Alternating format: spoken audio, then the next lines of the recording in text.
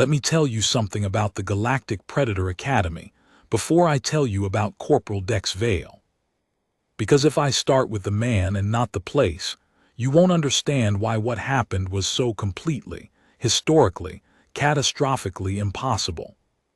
The Academy sits on Vorath Prime, third moon of the gas giant Kethsulan in the outer spiral. It has been there for 412 standard cycles. It was built by the Vorath, one of the 12 apex predator species recognized under Galactic Compact law, and it was designed with a singular purpose: not to train soldiers, not to manufacture warriors in the assembly line sense. The Academy was designed to do something far more precise. It was designed to produce hunters. The distinction matters. Soldiers follow orders. Warriors fight battles. But a hunter, the kind the Academy produced, did something that required a whole separate category of cognition. A hunter could read a situation the way most beings read text, could extract information from silence, from posture, from the microtremor in an opponent's breathing pattern, from the particular way light reflected off a surface 200 meters away. A hunter could enter an environment knowing nothing about it, and exit that environment 3 days later knowing everything, including things the environment itself didn't know it was revealing. The Academy had graduated 3,700 hunters over its 400-cycle existence. 41 of those graduates were still alive. I say that not to be morbid. I say it because it is the single most important statistic for understanding what the Academy was. The mortality rate was not a flaw in the system. It was, in a very cold and very specific sense, the system. The Academy accepted the best of the best from species like the Vorath, the Cathal, the Draven, the Sen, and the Rethmora. Species whose biology was optimized over millions of years of evolutionary pressure. Species with enhanced sensory arrays, reinforced skeletal structures, regenerative tissue, chemical threat detection organs, and in several cases the ability to see in spectrums humans literally lacked words for. And still, 3,700 of them hadn't made it out. Humans were not on the Academy's species roster. Humans were not in the same conversation as the Academy's species roster. The Galactic Compact had a formal classification system for species. It went from Class I, basic sentience, developing civilization, protected status, all the way up to Class VII, the designation reserved for what the Compact's founding charter called apex civilizational predators, meaning species whose combination of biological capability, technological sophistication, and behavioral flexibility placed them in a category of recognized galactic danger. Humans were Class III.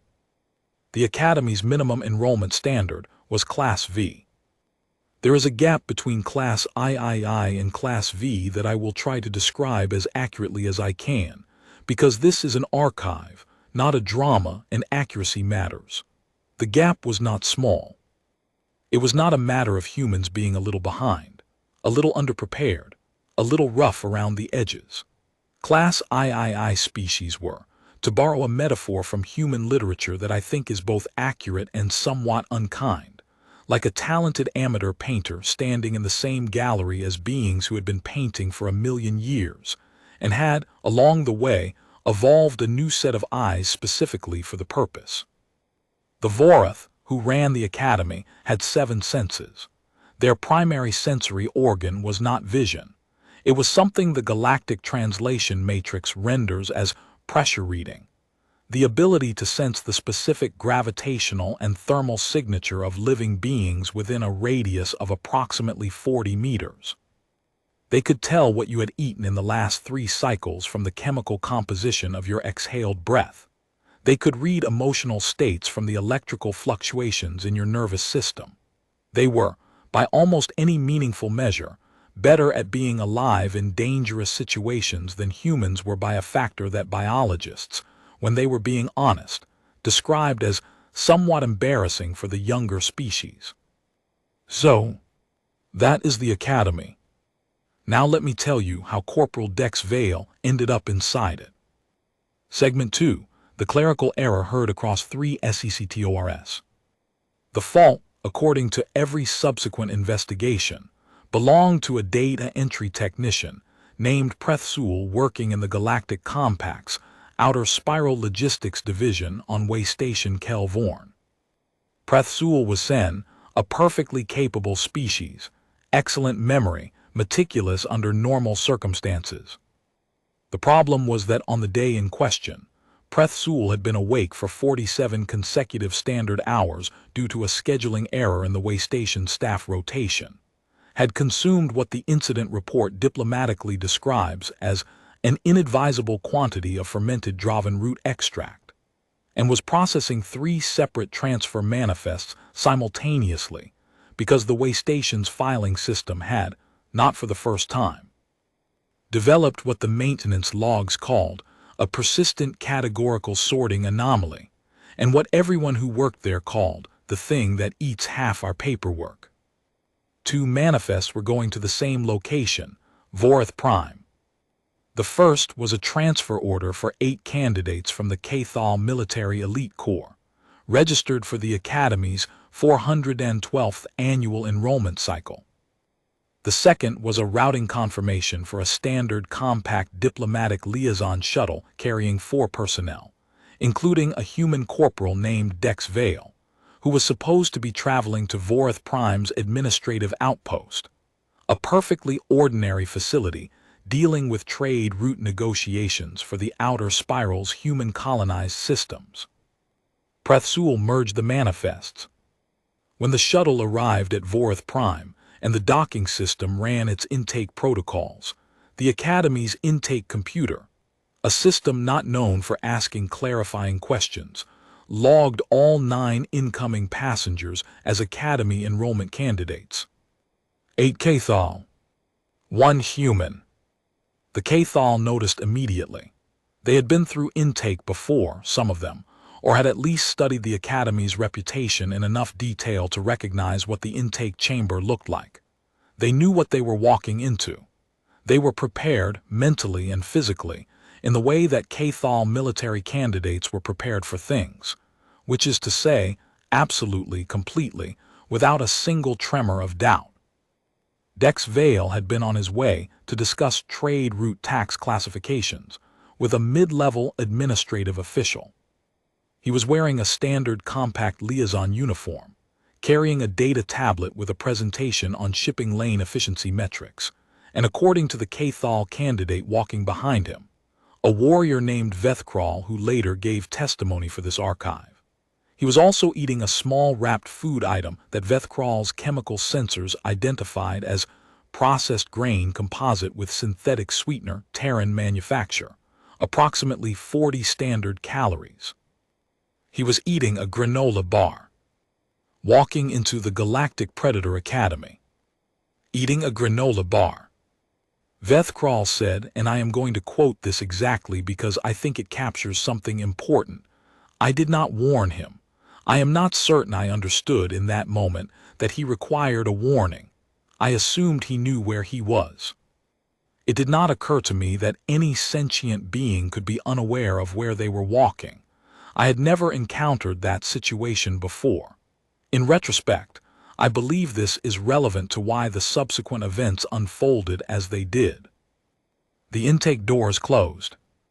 The Academy systems registered 9 candidates for enrollment cycle 412.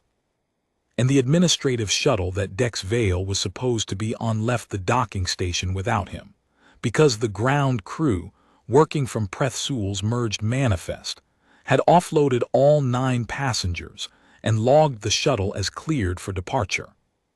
Somewhere on Vorith Prime, a mid-level trade official waited for a meeting that was never going to happen. Somewhere in the Academy's intake processing center, Corporal Dex Vale finished his granola bar, looked around at the high-ceiling chamber carved from black Vorith stone, and said, according to 3 separate sensor logs, this is a weird building for a trade office. Then the orientation sequence began.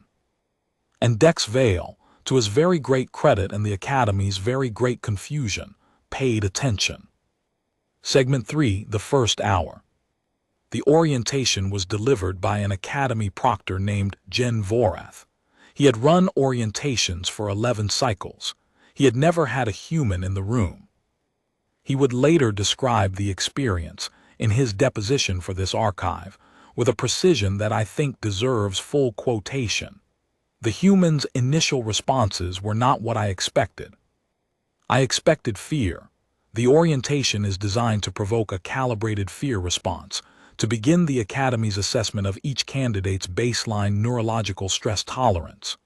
The Cathol responded appropriately, with the elevated heart rate, controlled breathing, and suppressed adrenal output that indicates professional fear management. The human's response was different. His heart rate increased, yes, but not in the fear pattern I was familiar with. It was more akin to what my research suggests human physiologists call curiosity arousal. He was leaning forward. He was looking at the displays. He was, and I want to be precise about this, interested. The orientation covered the following, in order. The Academy's physical layout, a complex spanning 47 square kilometers of Vorath Prime's most hostile terrain, including subsurface tunnel networks, open-air tracking fields, thermal vent zones, and what the orientation materials called the Deep Assessment Corridor, which candidates were told they would not enter until day 2 and which, the orientation did not explicitly mention, had a completion rate of approximately 11%. The Academy's rules, which were few, candidates were not permitted to leave the complex. Candidates were not permitted to request assistance from Academy staff during assessment phases. Candidates were not permitted to use any technology that was not issued by the Academy itself, which meant, the proctor noted while looking directly at Dex Vale's data tablet, all personal technology would be confiscated during intake processing. The Academy's assessment structure, 3 days, 4 phases per day, with eliminations possible at any phase boundary. And finally, the Academy's safety protocols, a term that in the orientation was delivered with what Veth Kral later described as a notable lack of comfort, and which, upon examination, turned out to consist of a single sentence. Medical extraction is available for candidates who are injured below the threshold of immediate fatality. Dex Vale raised his hand. Jen Vorath, in 11 cycles of orientation, had never had a candidate raise their hand during the safety protocol section. He acknowledged the hand. Dex Vale asked, and I am quoting directly from the sensor log, "What does below the threshold of immediate fatality mean, exactly? Is there a specific threshold, or is it more of a judgment call?" Jen Vorath did not know how to answer this. He said, "It is a judgment call." Dex Vale nodded, made a note on the edge of his data tablet, the tablet that 15 minutes later would be confiscated during processing, and said, "Okay, good to know." Then he sat back. And he kept listening. Jen Vorath told this archive, something I find genuinely illuminating about what came next. He said, "I made a decision in that moment that I should not have made. I did not stop the orientation to verify the human's enrollment status. I should have. The Cathol candidates were watching me, and the human was watching me, and something about the situation, I believe it was the way the human was behaving, which was exactly as calm as the Cathol, only differently, only for different reasons, made me continue. I think I did not want to interrupt the process by questioning it. In retrospect, I recognize this as a form of operational assumption bias.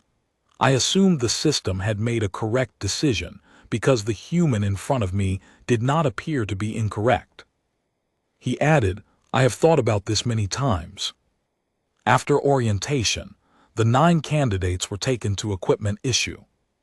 The Academy's equipment was standardized to its 5 approved enrollment species. The Vorath armor was designed for beings with 7-point limb structures. The Cathol tactical kit was calibrated for species with enhanced upper body strength and secondary arm joints. The Draven gear included chemical filtration systems for beings with the Draven's extremely sensitive olfactory arrays. There was no human standard gear. The quartermaster, a career academy staff member named Sol Karath, looked at Dex Vale's species registration for approximately 4 seconds. Then she issued him a Vorath standard kit that was 2 sizes too large Cathal tactical boots that were close enough to human foot geometry that they would work, a filtration mask designed for Draven respiratory rates that would slightly over-oxygenate a human breathing atmosphere, and a Sen-standard comm unit that he would need to recalibrate manually, since it was set to a frequency range that humans could technically hear but found deeply uncomfortable. Vale took all of this without comment. He looked at the oversized Vorath chest armor, turned it over in his hands, spent about 30 seconds examining the fastening system, and then improvised a modification using a spare fastener from the Cathal boot kit that Sol Karath had included as a component spare. The modification held. Sol Karath watched this happen. She later said, "I have processed intake equipment for 31 cycles. I have never seen a candidate modify their gear during issue. The gear is issued at the end of orientation before day 1 begins. There is no time built into the schedule for modification. The human made time. He did it quietly. He did not ask for help or tools. He appeared to have a clear idea of what he was trying to accomplish before he touched the fastener." She paused in her testimony and then said, "I kept the incident log. I am glad I did." The intake sequence ended. Day 1 began. Segment 4, Day 1, Phase 1, the Reading Maze. The first phase of Day 1 was formally called Environmental Integration Assessment in the Academy's candidate documentation. Candidates called it the Reading Maze. The name came from what the phase actually tested, which was not navigation ability in any conventional sense. It was not a maze in the sense of finding a path from entrance to exit. The Reading Maze was a 6-kilometer course through varied terrain, rock, water, vegetation, open ground, thermal vent zones that contained, at irregular intervals, a series of what the Academy's designers called environmental data points. Signs, essentially, but not visual signs. Pressure variations in the ground.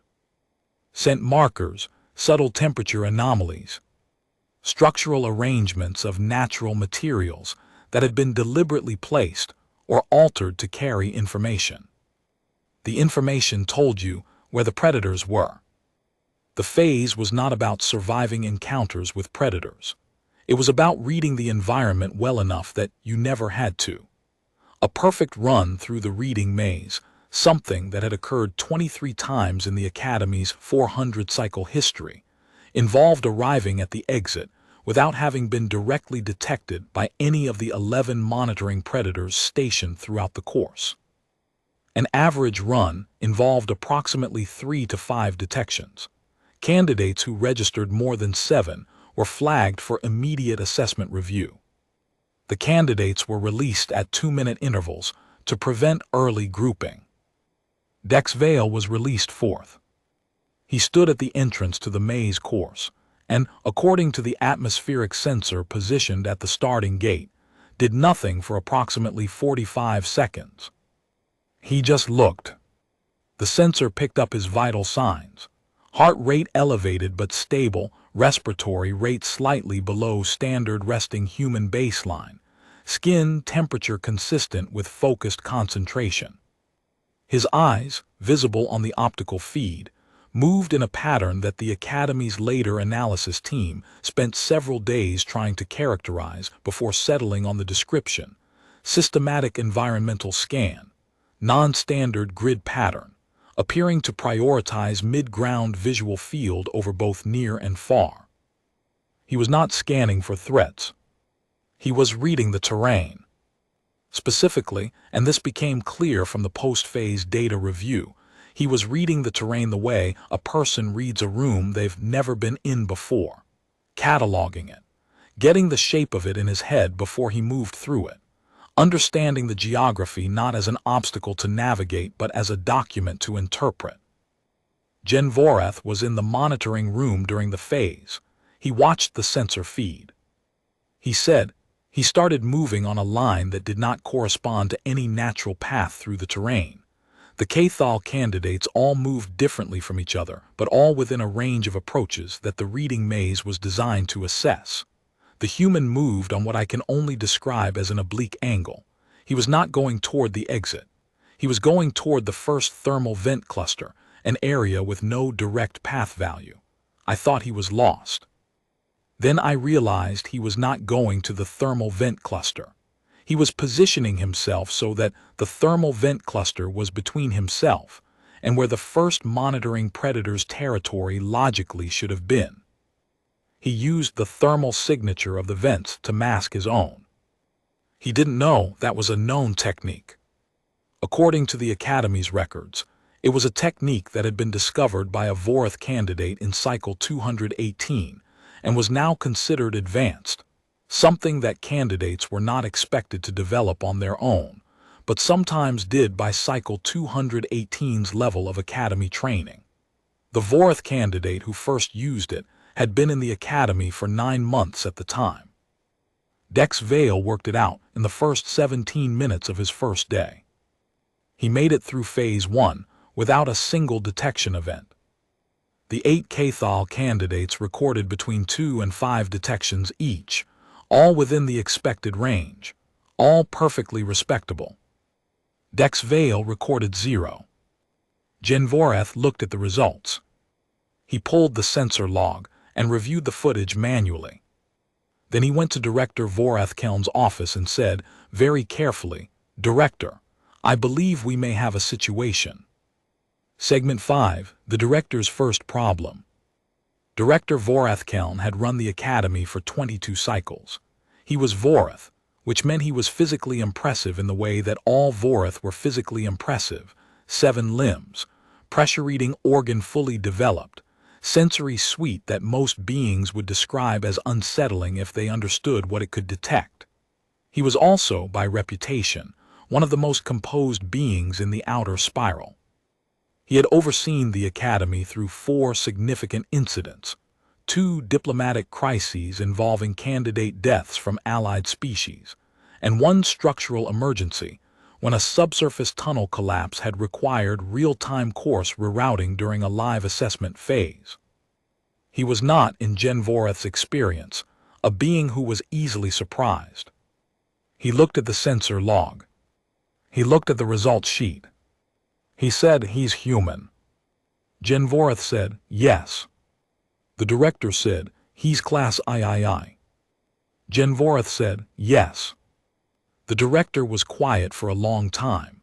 Then he said, "Pull the enrollment manifest and find out how he got here. Do it quietly and do it now before Phase 2 starts." The manifest investigation took 31 minutes. Long enough to identify Prethsul's clerical error on Waystation Kelvorn. Long enough to determine that the administrative shuttle had already left Vorath Prime's docking station. Long enough to establish that the correct transport for Corporal Vale's return to his original destination could be arranged, but not before the following day at the earliest, due to Vorath Prime's transit scheduling. 22 minutes into that 31-minute window, Director Vorath-Keln made a decision. He was going to continue. Not out of cruelty, not out of institutional inertia. He made the decision, and he was clear about this in his testimony, because of what he had seen in the Phase 1 sensor log, because of what it meant if it meant what he thought it meant. And because, as he put it to Gen Vorath in the conversation that followed the investigation, "If I pull him now, we lose whatever this is. And I think whatever this is something I have not seen before. I want to know what I am looking at." He did not tell Dex Vale about the clerical error. He told himself he would tell him at the phase boundary if the human survived Phase 2. He did not, in that moment, seriously believe the human would survive Phase 2. Part 2, The Things They Don't Teach. Segment 6, Day 1, Phase 2, What the Dark TACHES. Phase 2 of Day 1 was called, in the Academy's formal assessment documentation, sensory adaptation, and threat localization. What this meant in practice was that the 9 candidates were escorted individually to separate sections of the Academy's subsurface tunnel network and left there, in the dark, with their comm units set to emergency-only mode, their atmospheric sensors stripped of active query functions, and a clear instruction delivered by Academy monitors before the tunnel doors closed. Find the beacon. Don't let the tunnel find you first. The beacon was real.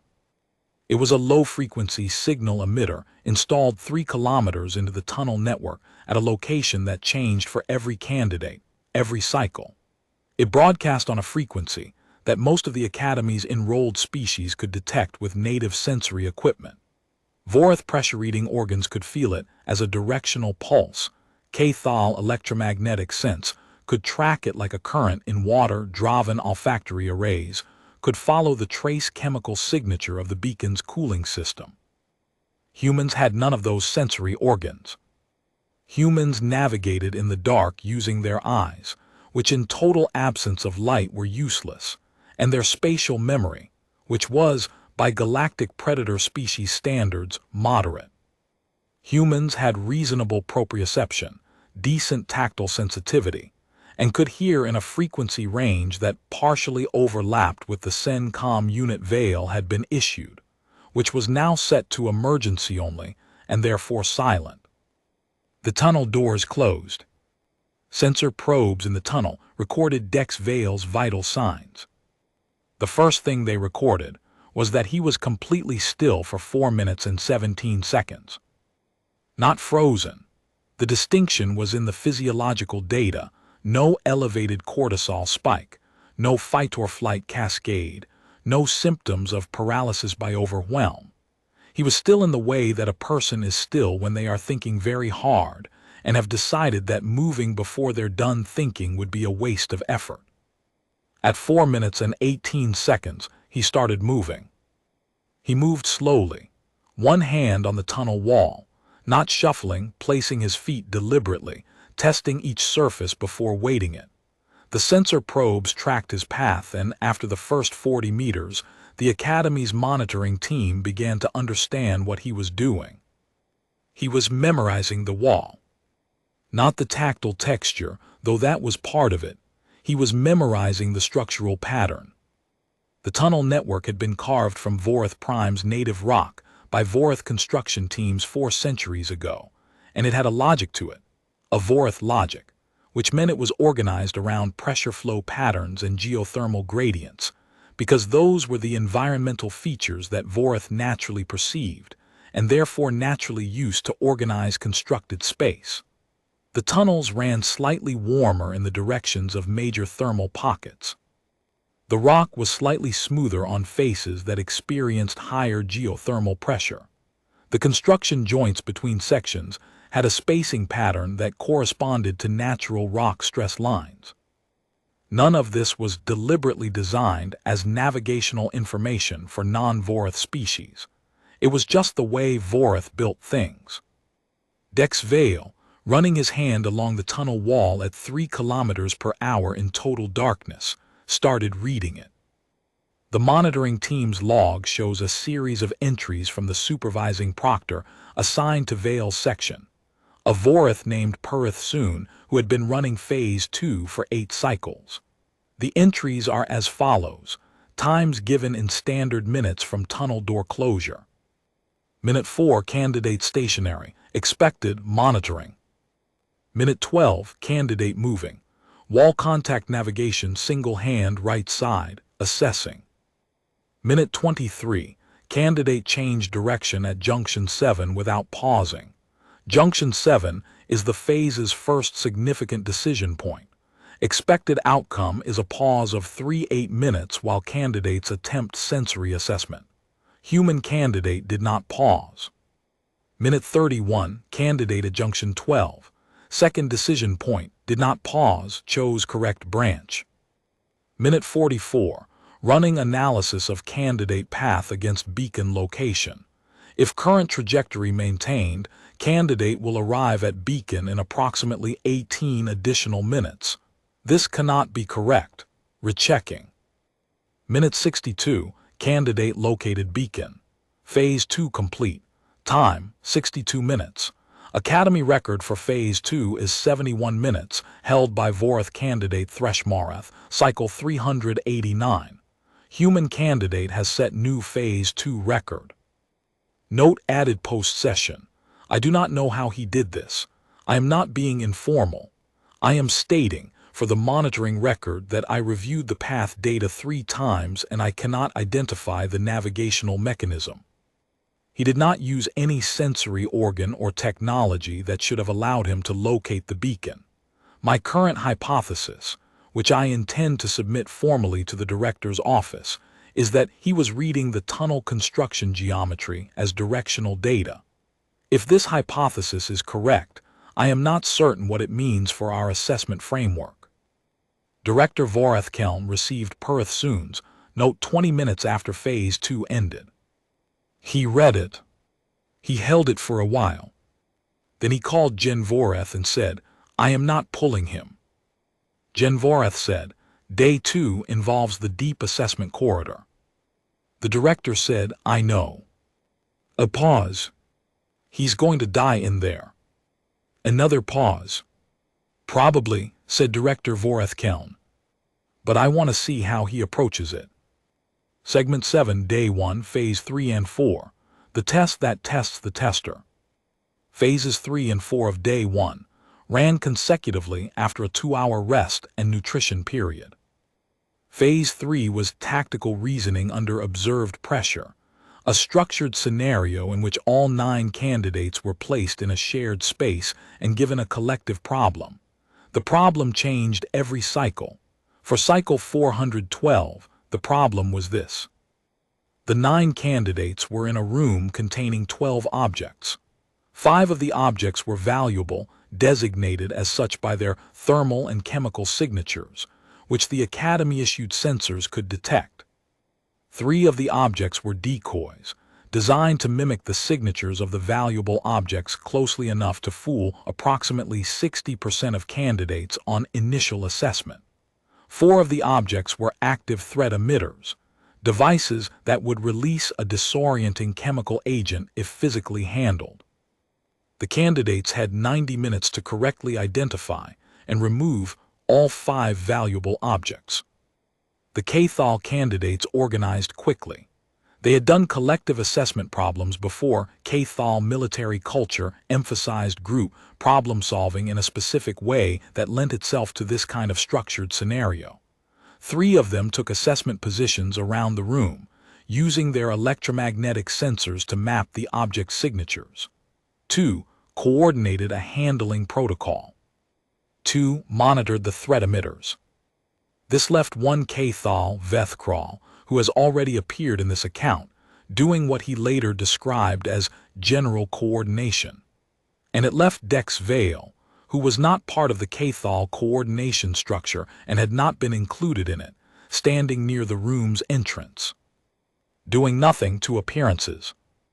But Vethkral, who had the Cathal electromagnetic sense, noticed something. He noticed that the human's hands were moving. Not conspicuously, not in any way that would be visible to a casual observer. He was holding them at his sides, and the fingers were tapping a small, rhythmic pattern, and Vethkral, curious despite himself, watched it, and after approximately 90 seconds of watching it, realized that the pattern corresponded to the positions of the objects in the room. Vale was mapping.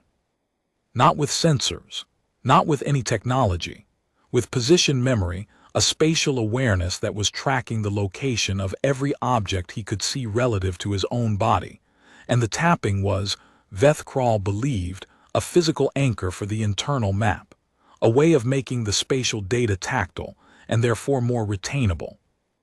Vethkral broke from his assigned coordination role and walked over to the human. He said, in the Galactic standard, that all Academy candidates were required to speak. "What are you doing?" Vale looked at him. He said, "Making sure I have the room right." "The room?" "The layout where everything is." A pause.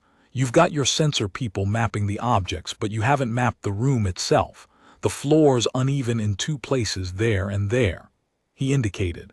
If someone carrying a valuable object missteps on the uneven section, they might reflexively touch the nearest surface for balance. If that surface is one of the threat emitters. He trailed off. Vethkral looked at the floor. He looked at the threat emitters. He looked at the planned extraction path that the Cathal coordinator had outlined, which passed within 40 centimeters of the nearer of the two uneven floor sections, adjacent to a threat emitter.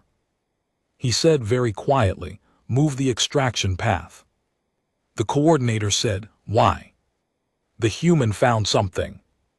A pause. "The human doesn't have sensors." "He has eyes," said Vethkral. "Move the path." The path was moved.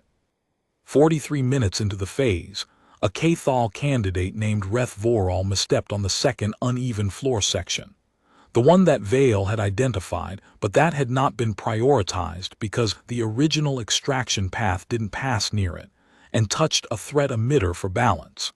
The chemical agent was released. Reth-Voral spent the last 47 minutes of the phase in significant respiratory distress.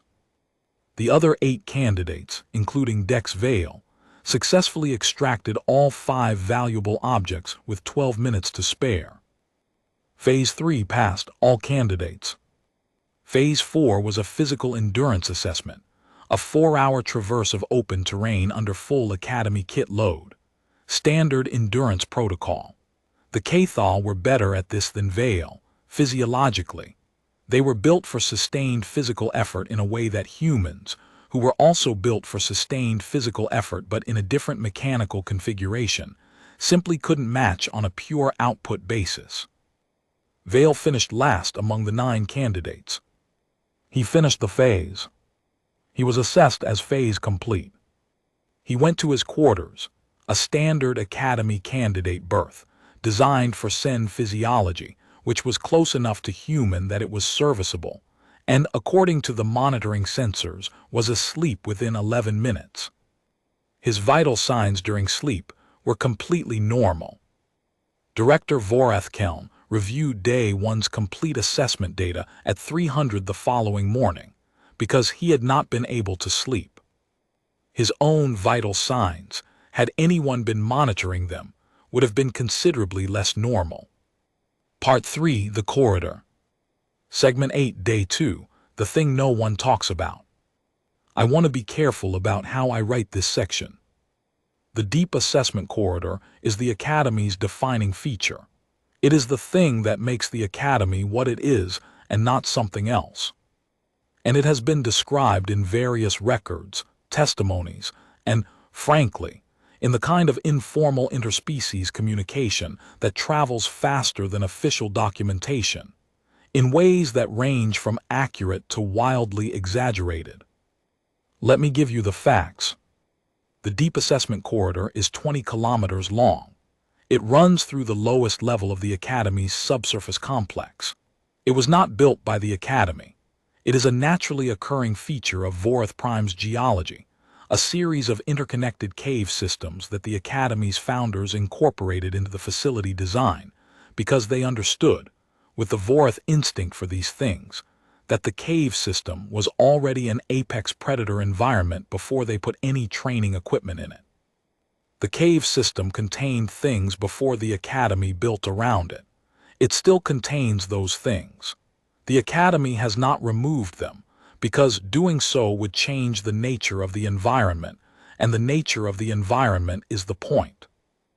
I am going to call them the corridor fauna, because the Academy's actual designation for them is in Vorath, which does not translate cleanly, and the translation that the Academy officially uses, assessment participants, is, I think, a piece of institutional language that obscures more than it reveals.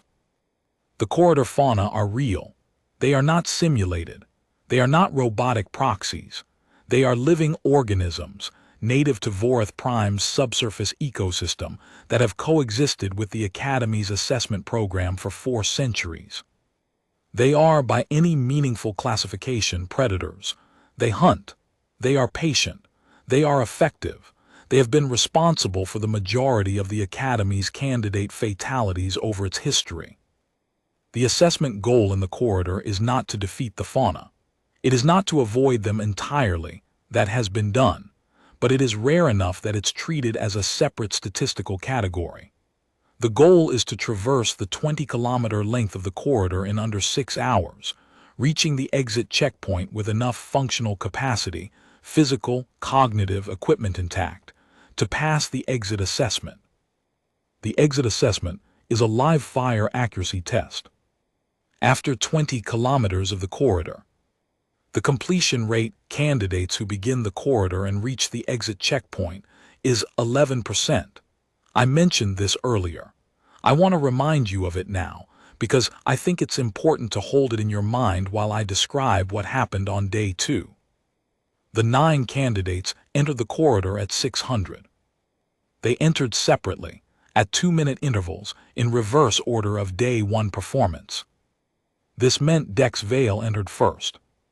Director Vorethkeln, in the monitoring room, watched the entrance gate close behind a human-class III corporal who was wearing an oversized Voreth chest plate with a custom-modified fastener, Cathal boots that were half a size too large, and carrying a kit that included a CENTCOM unit he had recalibrated during the night to a frequency that, Vorethkeln noted with something he couldn't name, was outside the range that the corridor fauna were known to respond to.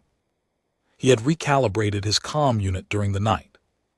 Without any instruction, without any information about the corridor fauna's sensory ranges, which were classified Academy data that candidates were not given access to before entering. He had done it anyway. The director said very quietly to the monitoring room at large, "How did he know?" No one answered. Because no one knew. Segment 9, the corridor, first 8 kilometers. The monitoring sensors in the corridor's first 8 kilometers tracked Dex Vale, with a resolution that later gave the Academy's analysis team approximately 400 hours of footage to review. What they found, reviewing it, was not what any of them had expected. The first unexpected thing was his pace. The corridor's assessment specialists had modeled candidate performance across 400 cycles of data. They had a curve, a projected pace that balanced the physical demands of the terrain against the time limit, against the statistical distribution of encounter events with the corridor fauna. The optimal pace, according to 400 years of data, was approximately 3.2 kilometers per hour, fast enough to meet the time limit, slow enough to maintain sensory awareness and reaction capacity. Vale moved at 2.1 kilometers per hour for the first 3 kilometers, well below optimal. Then he stopped for 4 minutes at a section the monitoring team called the first shelf, a natural rock formation where the cave floor dropped approximately 2 meters and then continued on a lower level. He didn't descend immediately. He crouched at the edge. He spent 4 minutes doing nothing visible. Then he descended, moved fast close to 5 kilometers per hour for the next 200 meters, and then slowed back to 2.1 kilometers per hour. The analysis team spent a significant amount of time on those 4 minutes. What they eventually determined, and this is reconstruction, because the sensor data doesn't tell you what someone is thinking, only what they're doing, was that he had heard something in the lower section of the cave, something that told him where the corridor fauna was relative to the lower passage. He had waited until a specific moment to descend, moved fast through the window he had calculated, and then slowed again when the window closed. He had heard the fauna, not with any enhanced sensory organ, with standard human hearing, which operates at a frequency range and sensitivity level that is frankly unremarkable by galactic standards. He had heard something, a vibration, a subsonic pressure shift, the particular quality of silence that changes when a large organism is present in an enclosed space, and he had read it correctly. The monitoring team's assessment specialist, a Voreth named Keth Morrell who had studied corridor fauna behavior for 19 cycles, watched this section of the footage repeatedly. She said in her contribution to this archive, "I understood what he heard. I have studied those sounds for 19 cycles. I know that particular signature, the way the fauna's breathing changes the air column in that section of the passage. What I do not understand is how he processed it correctly on his first time in that environment, with no prior exposure, no training, and no reference data. He should not have known what he was hearing. He should not have known that what he was hearing was meaningful. I have spent 19 cycles learning to read that environment. He read it in 4 minutes." She paused. "I think about this frequently." The second unexpected thing was the 5th kilometer. The 5th kilometer of the corridor contained the Academy's highest density fauna zone, a section where 3 separate fauna territories overlapped, creating what the Academy's materials called a convergence zone, and what candidates, historically, called something considerably less clinical. The convergence zone had the highest per-kilometer fatality rate in the corridor. Of the 9 candidates, 2 Cathal did not make it through the convergence zone. They survived, the medical extraction system engaged, but they were out of the assessment. Dex Vale went through the convergence zone in 18 minutes. He went through it by going up. The convergence zone's 3 territories overlapped at floor level. The fauna were ground-based.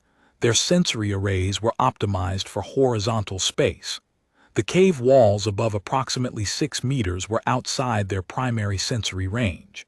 The cave ceiling in the convergence zone ranged from 9 to 14 meters. Vale found handholds in the cave wall that no one had previously identified as handholds because, prior to Vale, no one had been looking for them. He climbed the wall. He traversed the convergence zone on the cave wall, 3 meters below the ceiling, 18 meters above the floor. He came down on the far side of the convergence zone. He kept moving.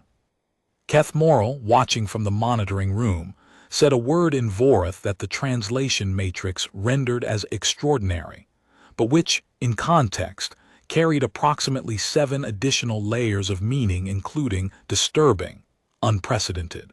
And I need to file several reports about this. Segment 10, the corridor, kilometers 8 through 20. I am going to compress this section somewhat.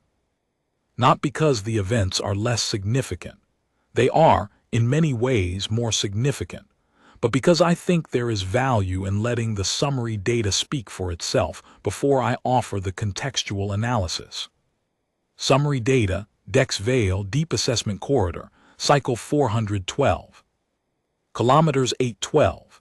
Candidate navigated the corridor's echo chamber section, a natural cave formation where sound reflects in unpredictable patterns that disorient candidates by making directional audio data unreliable. Most candidates slow to under 1 kilometer per hour in this section.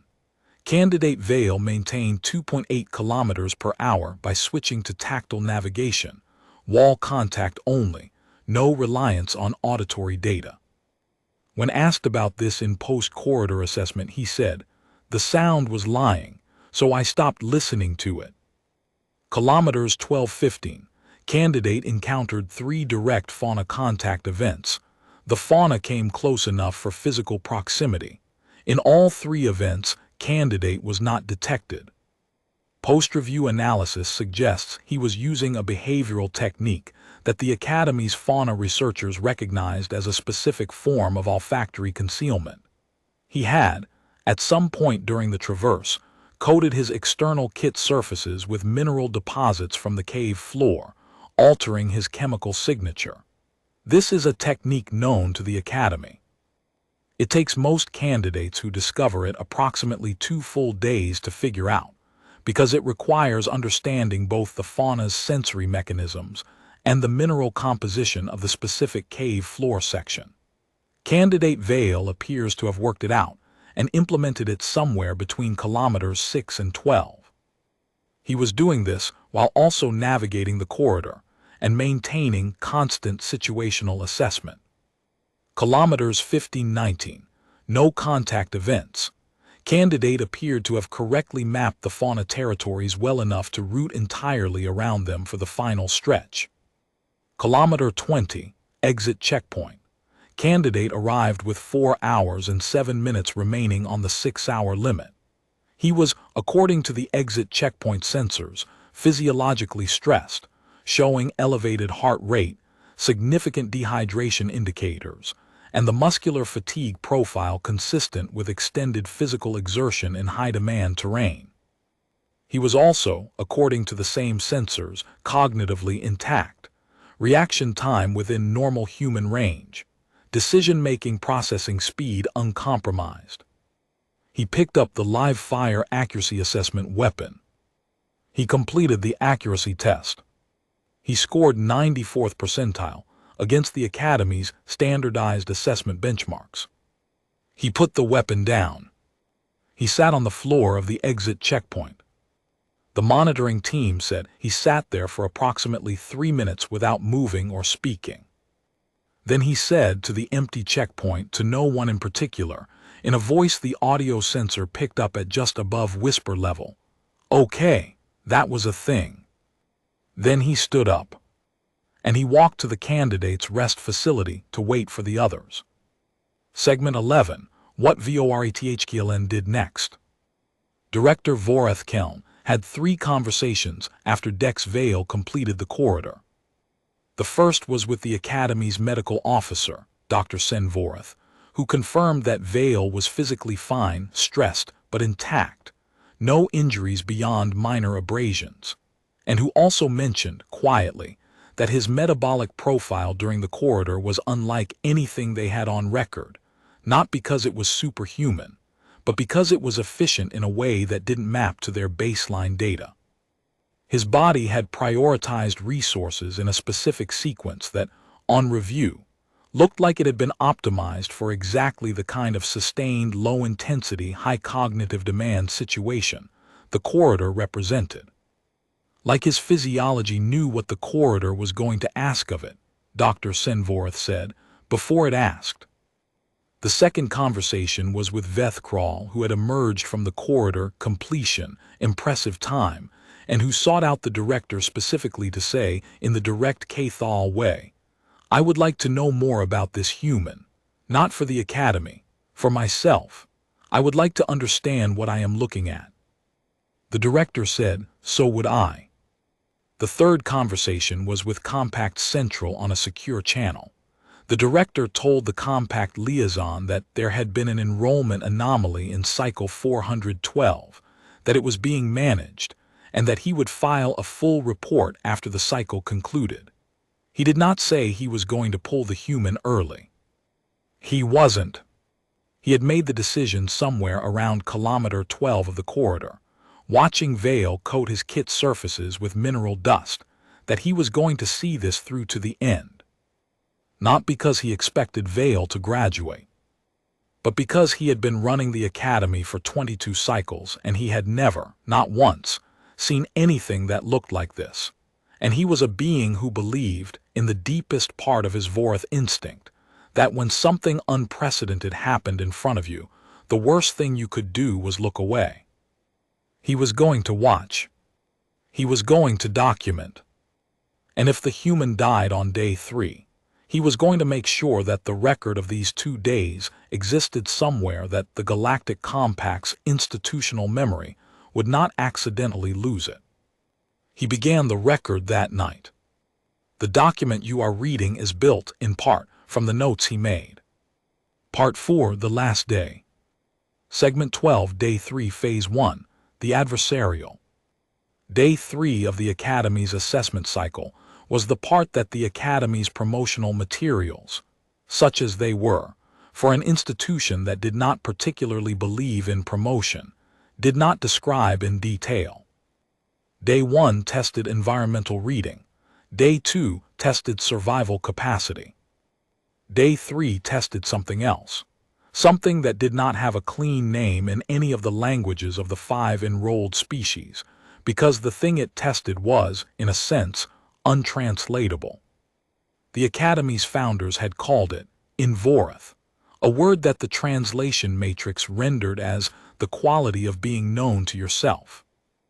What this meant practically was that Day 3's primary assessment phase, a 12-hour scenario that consumed most of the day, involved the candidates operating not against the environment or the fauna, but against each other. Not combat.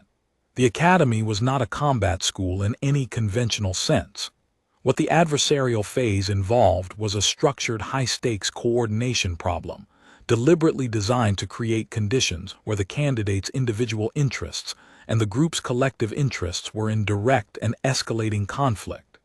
Every decision you made helped you and hurt someone else, or helped the group and cost you personally.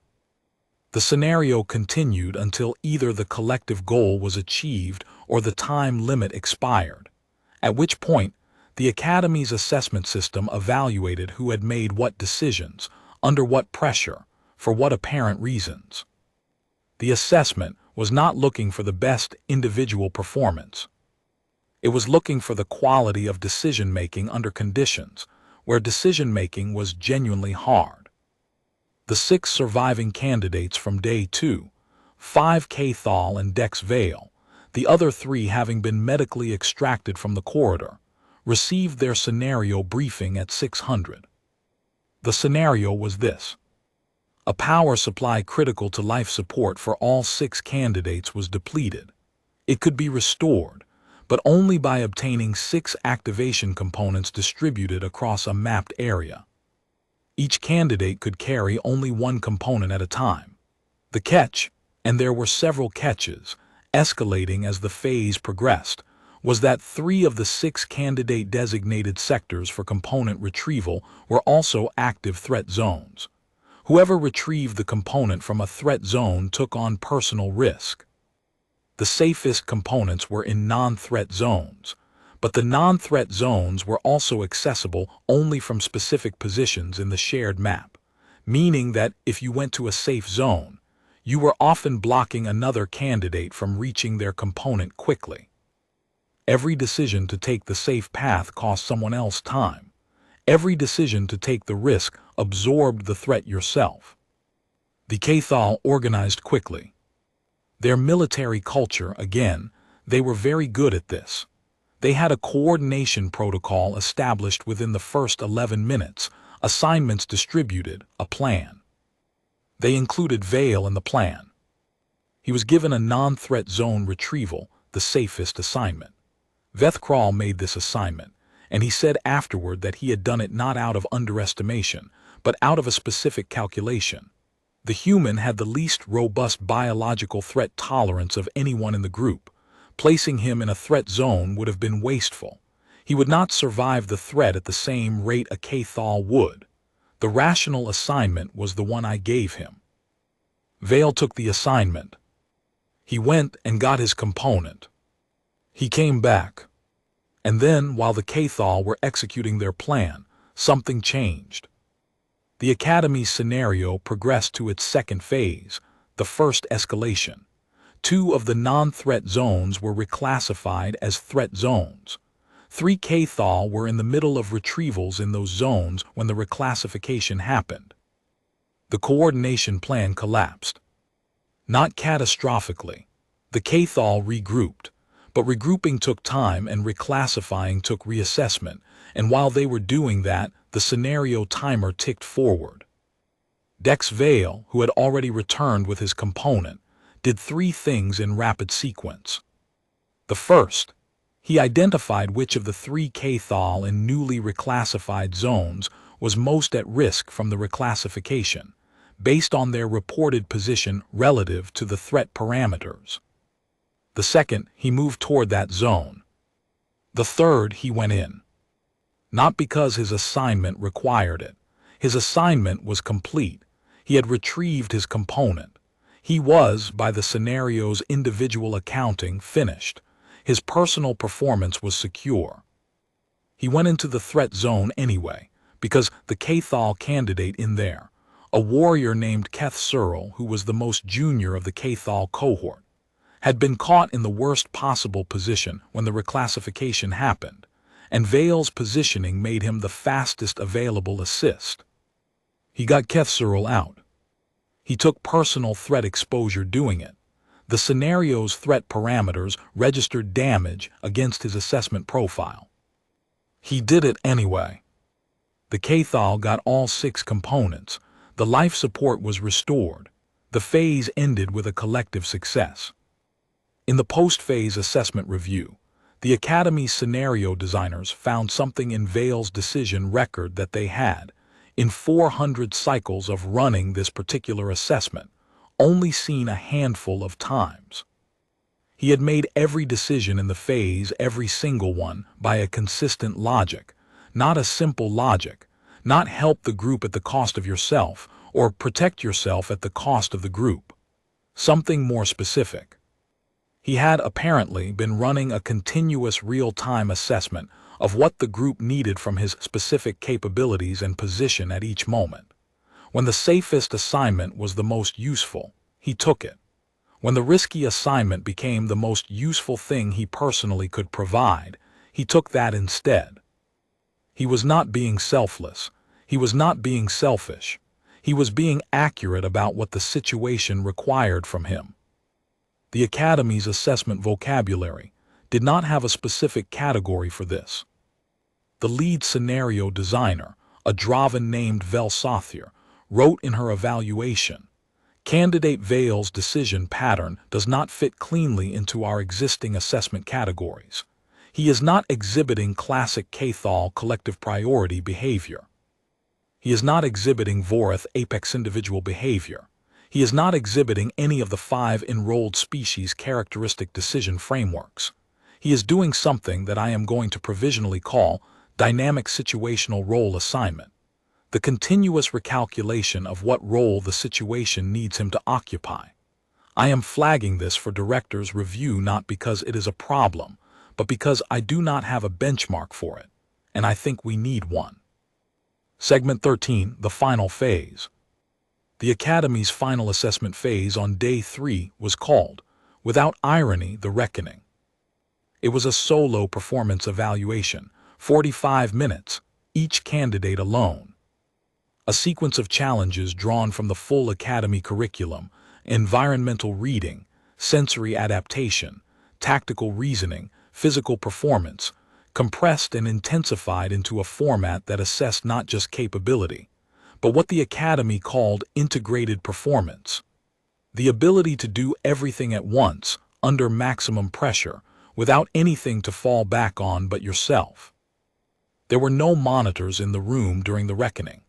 Not because the Academy didn't care about the outcome, but because the Reckoning's designers had determined, early in the Academy's history, that removing the observers changed what they were measuring.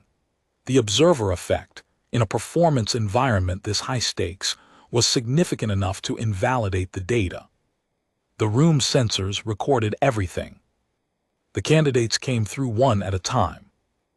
I am not going to describe each Cathal candidate's reckoning in detail, because this is not their story, and the Academy's records of their performances are appropriately their own. I will say that 5 Cathal candidates completed the reckoning with results ranging from competent to exceptional, and that Vethkral's result was the highest in the Cathal cohort, and that Vethkral, who later went on to a distinguished career that is relevant to other archival records and not to this one, considered his experience in Cycle 412 one of the formative events of his professional life, in no small part because of who he had shared it with. Dex Vale entered the reckoning room last. 45 minutes later, he came out. The Academy's assessment system compiled the data. Director Vorath Keln was in his office when the compiled results came through.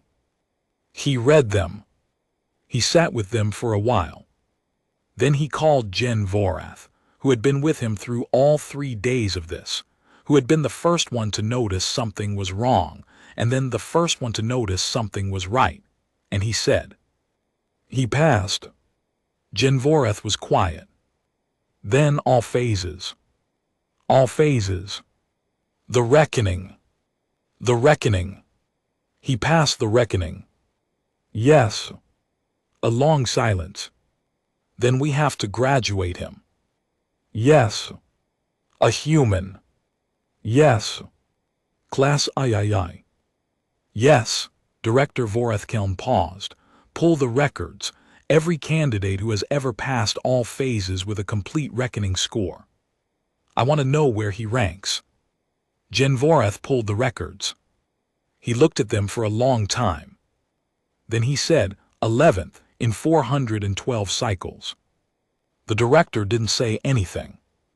He's 11th, Genvoreth said again, as if hearing it out loud would make it make more sense. Overall, combined assessment across all 3 days, he's 11th in 412 years. A pause. The 10th ranked candidate was a Voreth. I know, said Director Vorethkelm. Full biological apex predator, 7 senses, 40 years of training before enrollment. I know. The human is 11th. I know, said the director, I know. Schedule the graduation. Part 5 after. Segment 14, the graduation ceremony. The Academy's graduation ceremony was not designed to be emotional. It was a formal institutional ritual, evolved over 4 centuries, that had the spare and precise quality of everything the Academy did. The graduates stood. The director spoke. The Academy's formal recognition was given. The graduates were now hunters. The ceremony lasted 30 minutes. For Cycle 412's graduation, Director Vorethkelm made one change to the standard format. He spoke first, before the formal recognition, for approximately 5 minutes. This had never happened before in the ceremony's 4-century history. He told the graduates, the 5 Cathal and Dex Vale, what Cycle 412 had meant, not in abstracts. In specifics, he told them the record that had been set in Phase 2's tunnel navigation. He told them about the cave wall traverse in the corridor's convergence zone. He told them about the mineral dust and the comm unit recalibration and the tactical reasoning observation about the uneven floor. He told them where Vale ranked in the Academy's 400-cycle overall assessment. He told them all of this in front of the full Academy staff, who were present for graduation by tradition. Then he said, and I am going to quote this in full, because it was recorded, and because the director gave permission for its inclusion in this archive. In 412 cycles, this Academy has graduated 3,711 hunters. We have tested apex predators. We have tested the finest military candidates from 5 species whose biological heritage spans millions of years of evolutionary optimization for exactly this purpose. We have a rigorous idea of what excellence looks like, in this place.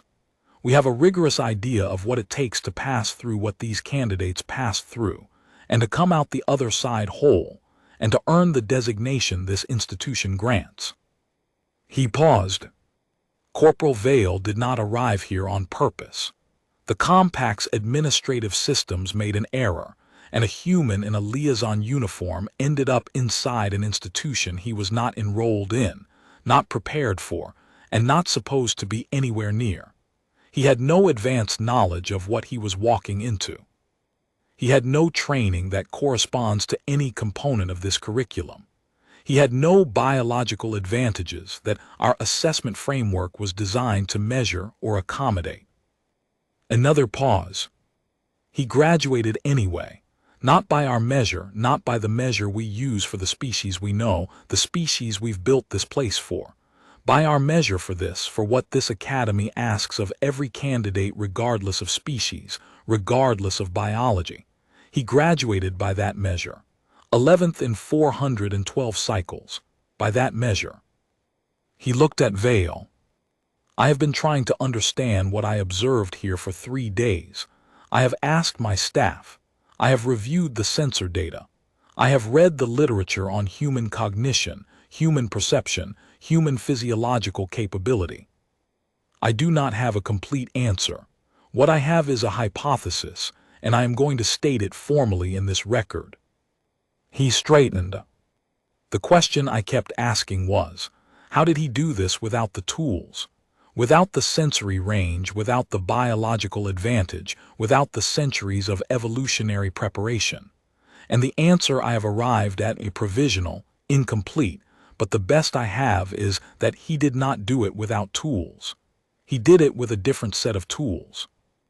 A set that we do not fully understand, that does not map to our assessment framework, and that may be, in ways we have not yet worked out how to measure, as sophisticated as anything we built this institution to evaluate. A final pause. We built the Galactic Predator Academy to find the best hunters in the known galaxy.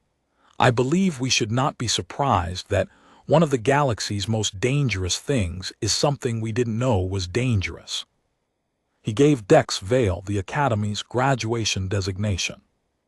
Vale received it in the way he had received everything during the 3 days, without theater, without performance, with the particular quality of attention that had characterized everything he did from the moment he walked through the intake doors eating a granola bar, and said, "This is a weird building for a trade office." He just paid attention.